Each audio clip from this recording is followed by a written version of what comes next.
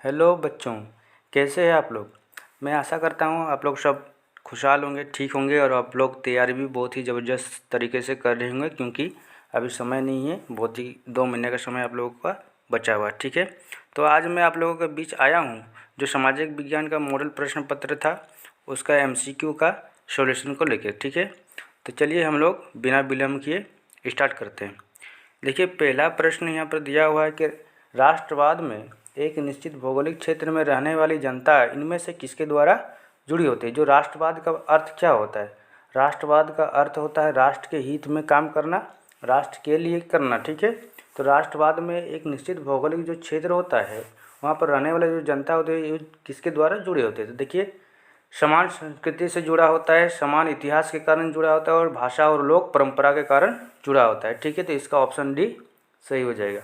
अगला प्रश्न देखिए, जर्मनी का एकीकरण में प्रमुख भूमिका निभाने वाले बिस्मार्क कहाँ का चांसलर था? कहाँ का चांसलर था? प्रशा का। ऑप्शन सी सही हो जाएगा।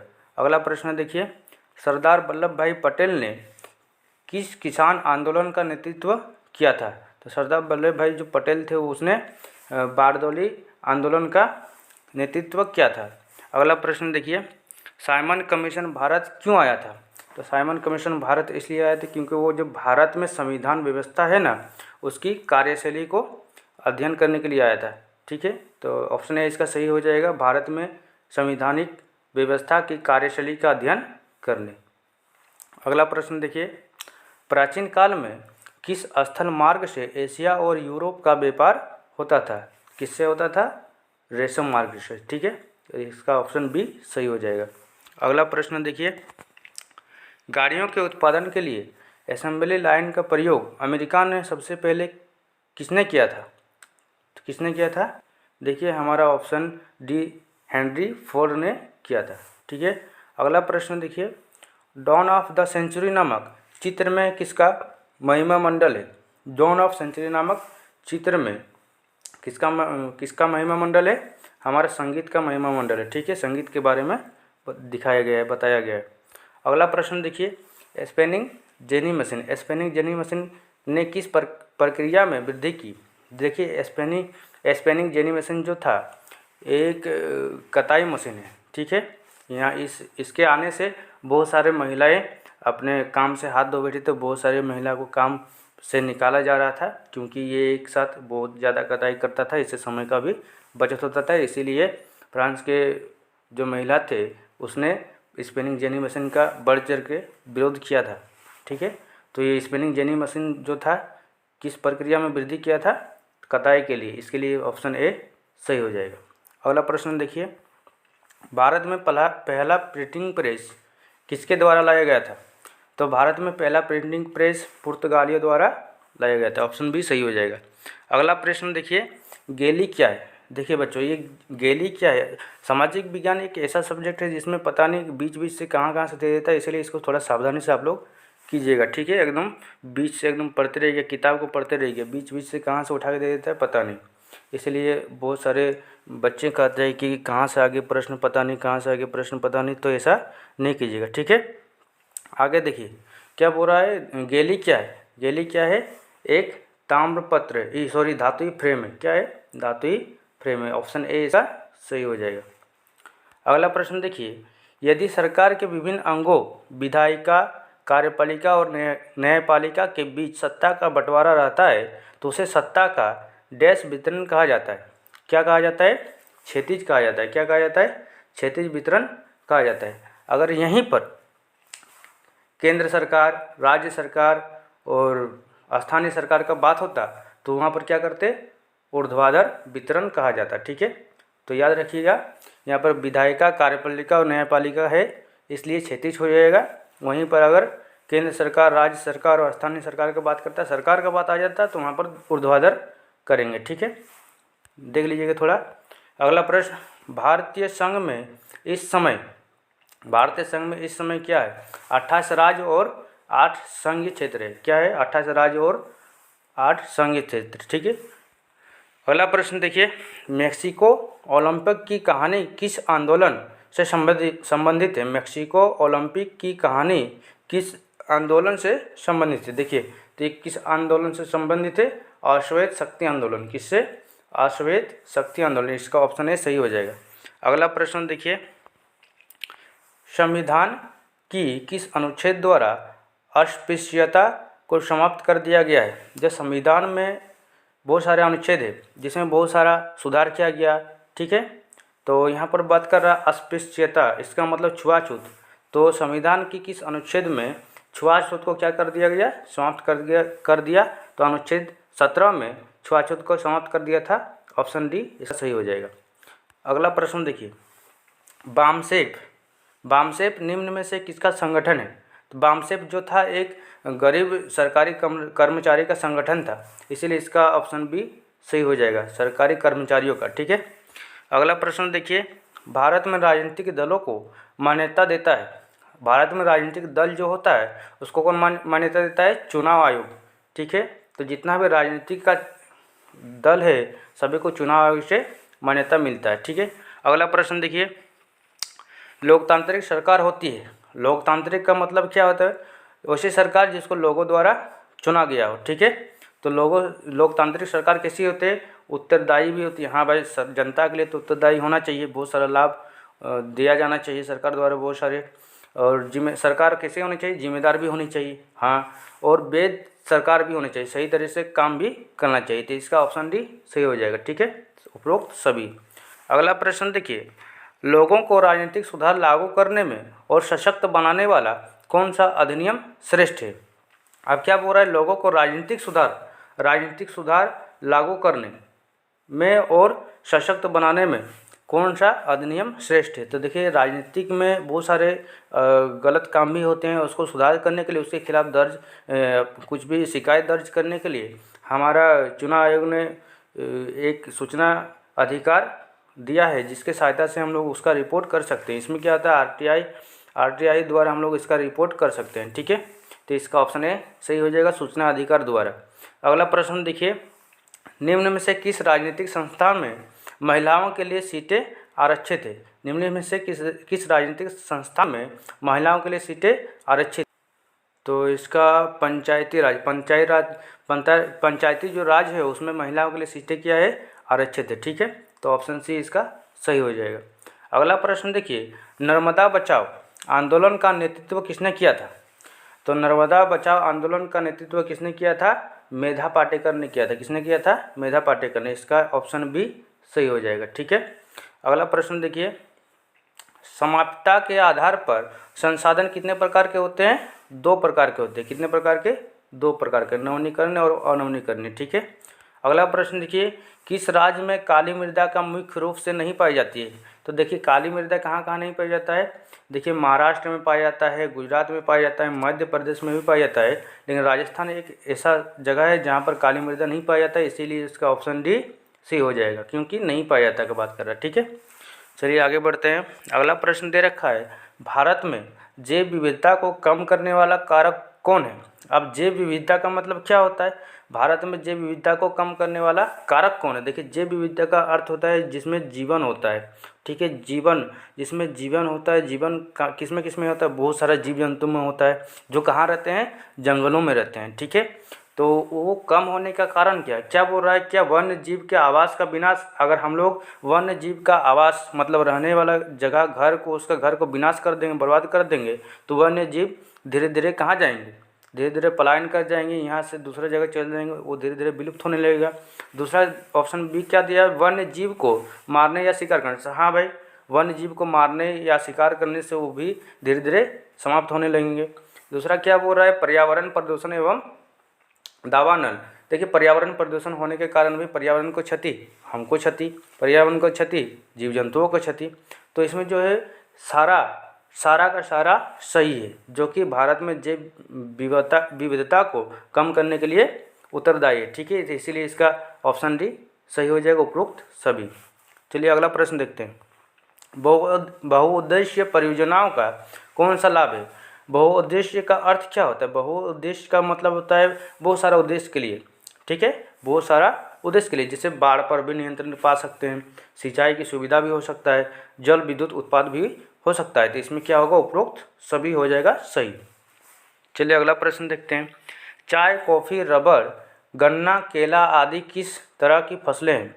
ये किस तरह के फसलें हैं बाबू? ये रोपण फसलें हैं, इसलिए ऑप्शन सी इसका सही हो जाएगा। चलिए अगला प्रश्न देखते हैं। भारत में धान की खेती मुख्य रूप से किस फसल ऋतु में की जाती है? धान की खेती किस रूप में की जाती है, किस फसल रूप में की जाती ऋतु में की जाती है? तो देखिए आप लोगों ने पढ़ रखा होगा खरीफ फसल, रबी फसल, जायद फसल, ठीक है। तो इसको और एक बार रिवीजन कर लीजिएगा, हो सकता है अगले बार गेहूं का दे दे, चना का दे दे, ठीक है। तो फिलहाल अभी देखिए जो धान की खेती है वो मुख्य रूप से किस फसल ऋतु में उगाई जाती है, किस फसल ऋतु के अंतर्गत आती है? खरीफ फसल के अंतर्गत आती है, इसीलिए इसका ऑप्शन ए सही हो जाएगा, ठीक है।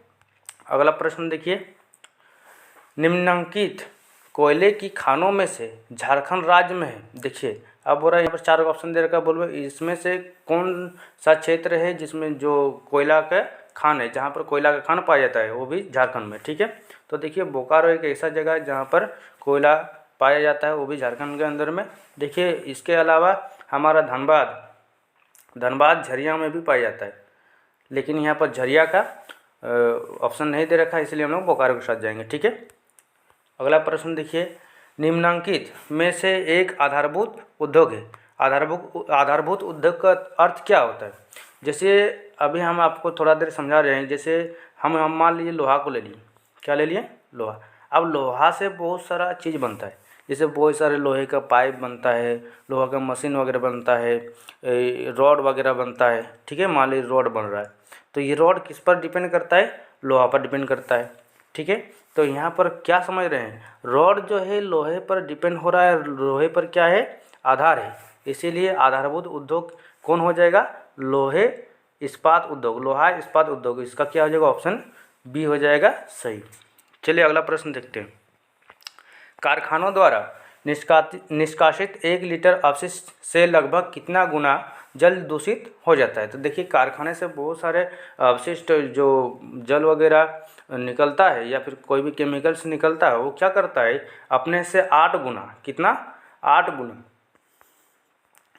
गुना जल हो चाहे किसी अन्य चीज़ को हो, वो 8 गुना अपने से उसको दूषित कर सकता है, अपने से 8 गुना ज़्यादा बर्बाद कर सकता है। मान लीजिए 1 लीटर पानी है, अब 1 लीटर पानी है तो आपने ये क्या करेगा? 8 लीटर पानी को 8 गुना का मतलब क्या होगा? 1 गुना 8, ठीक है। 1 गुना 8 हो गया, तो अपने से 8 गुना पानी को ये बर्बाद कर सकता है, गंदा कर सकता है। तो इसका ऑप्शन सी क्या हो जाएगा? सही हो जाएगा। अगला प्रश्न देखिए, निम्नलिखित में से सड़क परिवहन के बारे में कौन से कथन असत्य है? असत्य का बात कर रहा है। क्वेश्चन आप लोग थोड़ा सा ठीक से पढ़िएगा, एग्जाम देने जाइएगा तब, और बकाइएगा नहीं, ठीक है।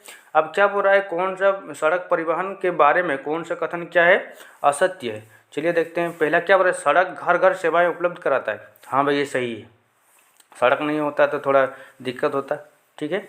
हर जगह सब गाड़ी नहीं घुसता है, सड़क हमारा अच्छा होने के कारण सब जगह पहुंच पाता है। दूसरा क्या बोल रहा है? उबड़ खाबड़ भूमि पर भी बनाई जा सकती है। सड़क तो कहीं भी हम लोग बना सकते हैं, उबड़ खाबड़ चाहे कुछ भी हो। अच्छा ठीक है। सड़क परिवहन अन्य परिवहन के साधनों के लिए कड़ी कार्य करता है। अन्य परिवहन के लिए भी क्या करता है? कड़ी कार्य करता है। रेलवे की अपेक्षा लागत बहुत अधिक है। रेलवे की अपेक्षा भी लागत बहुत अधिक है। तो बताइए आप लोग कि इसमें से कौन सा कथन असत्य है? क्या रेलवे से ज़्यादा लागत लगता है सड़क में? रेलवे से ज़्यादा लागत लग सकता है क्या? तो आई होप इसका ऑप्शन हम लोग डी के साथ जा सकते हैं, ठीक है। या फिर डी के साथ। चलो बच्चों देखिए, आप लोग थोड़ा क्वेश्चन नंबर 30 को देख लीजिएगा, ठीक है। कहीं गलत बताना सही नहीं होगा, इसलिए हमको यहाँ पर थोड़ा सा सभी में डाउट हो रहा है, तो इसलिए आप लोग के लिए ये HW, ठीक है। आप थोड़ा सा देख लीजिएगा और कमेंट कर दीजिएगा, ठीक है। चलिए हम लोग आगे बढ़ते हैं। अगला प्रश्न दे रखा है, मानव विकास रिपोर्ट देशों की तुलना किस आधार पर करती है? किस आधार पर करती है? देखिए जो मानव का विकास का बात हो रहा है, तो यहाँ पर स्वास्थ्य भी होना, अच्छा स्वास्थ्य का होना भी ज़रूरी है, शिक्षित होना भी ज़रूरी है, और प्रति व्यक्ति आय से भी पता चलता है कि वो मानव का विकास रिपोर्ट जो है देशों की तुलना ये तीनों के आधार पर करता है, इसीलिए ये सभी हो जाएगा, इसलिए इसका ऑप्शन डी सही हो जाएगा। अगला प्रश्न देखिए, इनमें से कौन सी भावी पीढ़ी के कल्याण को परिभाषित करता है? कौन सा भावी पीढ़ी को की कल्याण को परिभाषित करता है? धारणीय विकास को। किसको? धारणीय विकास से ही कल्याण को परिभाषित किया जाता है। ठीक है। अगला प्रश्न देखिए, सलमा एक सरकारी अस्पताल में नर्स का कार्य करती है। सलमा जो है एक सरकारी अस्पताल में नर्स का कार्य करती है। सलमा किस क्षेत्र की गतिविधि में संलग्न है? तो चलिए इसका ऑप्शन देखते हैं। जैसे यहाँ पर दे रखा है प्राथमिक क्षेत्र। देखिए प्राथमिक क्षेत्र का अर्थ क्या होता है? प्राथमिक क्षेत्र का अर्थ होता है जैसे जो हमारा भोजन है, साधन है, जैसे हम लोग जो फसल उगाते हैं उसका सीधा सीधा प्रयोग। ठीक है, तो सीधा सीधा उपयोग करना प्राथमिक क्षेत्र के अंतर में आ जाता है। द्वितीय क्षेत्र में क्या होता है? विनिर्माण होता है। क्या होता है? विनिर्माण, वस्तुओं का विनिर्माण। इसे एक बार हम लोग उपयोग कर चुके हैं तो उसको फिर से हम लोग दूसरा नया चीज़ में परिवर्तन कर सकते हैं। जैसे प्लास्टिक का बोतल वगैरह बहुत जगह फेंका जाता है तो उसको उठा करके फिर से नया चीज़ बनाया जाता है, तो उसको विनिर्माण कहते हैं। दूसरा क्या दे रखा? असंगठित क्षेत्र। असंगठित क्षेत्र का होता है मतलब होता है जैसे हम लोग कोई भी प्राइवेट सेक्टर में काम करते हैं। ठीक है, तो जो हम लोग ऐसे प्राइवेट सेक्टर में काम करते हैं वो असंगठित क्षेत्र के अंतर्गत आता है। और सरकारी क्षेत्र में आता है संगठित वाला। ठीक है, तो सलमा एक सरकारी अस्पताल में नर्स है, तो ये कौन सी जगह में कौन क्षेत्र में आ जाएगा? संगठित क्षेत्र में। ठीक है, इसका इसीलिए इसका ऑप्शन डी सही हो जाएगा। अगला प्रश्न देखिए, सेवा क्षेत्र में इनमें से किस तरह की गतिविधियां शामिल है? सेवा क्षेत्र में सेवा का मतलब क्या होता है? देखिए किसी के सेवा करना, जैसे हम लोग सेवा वाला में यहाँ पर देख लीजिए आप लोग, जैसे परिवहन अगर मान लो बहुत सारा ऑटो वगैरह ट्रेन वगैरह नहीं है तो ये सेवा का ही काम कर रहा है एक दूसरे के लिए।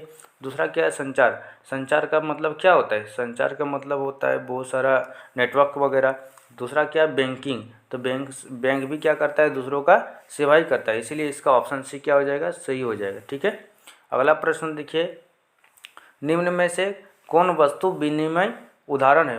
कौन वस्तु विनिमय? देखिए वस्तु विनिमय का अर्थ क्या होता है? वस्तु विनिमय का मतलब होता है कि वस्तु के बदले में वस्तु। ठीक है, एक वस्तु दो, उसके बदले में कुछ दूसरा वस्तु ही वापस लो। ठीक है, सामान का, जैसे वस्तुओं का आदान प्रदान। अब क्या होता है, पहले के ज़माने में तो ऐसा नहीं होता था कि हम तुमको ये सामान दिए तो तुम हमको पैसा दो, लेकिन उस टाइम में पैसा का कमी होने के कारण क्या करता था, कोई कुछ देता था उसके बदले में उसको कुछ दूसरा चीज़ लौटा देता था। ठीक है, तो यहाँ पर ऑप्शन हम लोग देखते हैं, दे रखा है ऑप्शन ए में गाय, एक गाय के बदले में 5 बकरियाँ। देखो गाय तो बड़ी होती है, अब गाय बड़ी जानवर होने के कारण क्या करेगा, छोटा छोटा 5 बकरी उसको दे दिया। ठीक है, तो ऑप्शन ए इसका सही क्या हो जाएगा? वस्तु विनिमय का यहाँ पर सही मतलब ये निकलता है। ठीक है, अब देखिए दूसरा में क्या दे रखा है, एक गाय के बदले में 10,000 में बेचना। देखो एक गाय को 10,000 में बेचना, तो ये वस्तु विनिमय नहीं हुआ। गाय तो हम दे रहे, लेकिन पैसा के यहाँ पर बात कहाँ से आ गई? वस्तु विनिमय का मतलब ही वही होता है। बैंक से गाय प्राप्त करना, बैंक में आपको गाय देगा जी। गाय का दूध बेचना, गाय का दूध बेचना भी क्या हो गया? वस्तु विनिमय के अंतर्गत नहीं आता है, इसीलिए इसका ऑप्शन क्या हो जाएगा? ए, एक गाय के बदले में 5 बकरी का सौदा करना। ठीक है, अगला प्रश्न देखिए, व्यापारिक बैंक के क्या कार्य है? व्यापार का मतलब क्या था? व्यापार करना। अब व्यापार के लिए एक बैंक खोला गया मान लीजिए, तो वो बैंक का क्या है? शाख का निर्माण करना, हर जगह अपना ब्रांच खोलना। ठीक है, दूसरा क्या? ऋण देना, सभी को ऋण देगा सूद पर। तीसरा क्या है? जमा स्वीकार करना, जो ऋण मतलब जो कर्जा देता है उसको लौटाने के टाइम जितना भी उपभोक्ता है, जितना हो सकता है उतना थोड़ा थोड़ा करके लौटाता है, तो उसको स्वीकार करना। ठीक है, तो इसमें से क्या हो जाएगा? सभी। ऑप्शन डी इसका क्या हो जाएगा? सही। अगला प्रश्न देखिए, बहुराष्ट्रीय कंपनियों का, देखिए बहुराष्ट्र का मतलब क्या आता है? बहुत मतलब एक से अधिक। क्या? एक से अधिक। तो क्या बोल रहा है? बहुराष्ट्रीय कंपनियों का देश देशों में उत्पादन पर नियंत्रण होता है। तो बहुराष्ट्रीय है, एक से ज़्यादा है, तो एक से अधिक देश पर उसका नियंत्रण होगा। ठीक है, तो उत्पादन पर नियंत्रण होगा, तो यहाँ पर ऑप्शन सी क्या हो जाएगा? एक से अधिक देशों में उत्पादन पर नियंत्रण होगा, इसीलिए इसका ऑप्शन सी सही हो जाएगा।